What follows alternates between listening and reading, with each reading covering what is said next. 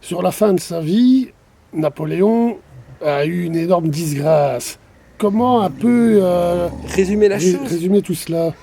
c'est pas très compliqué finalement. C'est-à-dire qu'à partir du moment où, après la première abdication, il arrive à Elbe, là il y a encore un petit peu de pouvoir, un petit peu de panache, c'est tout récent. Puis il y a les 100 jours, c'est le retour au pouvoir. Là c'est une période de pleine activité où, à mon humble avis, tout au moins, il n'a pas l'occasion d'avoir des relations intenses. Mais une fois que la deuxième abdication arrive, après Waterloo, et qu'il se retrouve à Sainte-Hélène, là ça devient véritablement soyons honnêtes, un peu pitoyable. Les conquêtes faciles, c'est terminé. Les femmes ne viennent plus naturellement dans son lit. En fait, pour être tout à fait précis, il semblerait qu'une fois sur Sainte-Hélène, il n'ait plus eu qu'une seule maîtresse connue, Albine de Montolon, qui aurait pu, et ce n'est même pas certain, avoir des indulgences pour lui.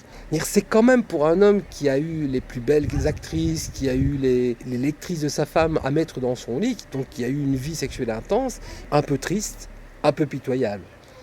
Certes, Napoléon, à ce moment-là, est en train de construire sa légende, et donc ce n'est peut-être plus sa priorité.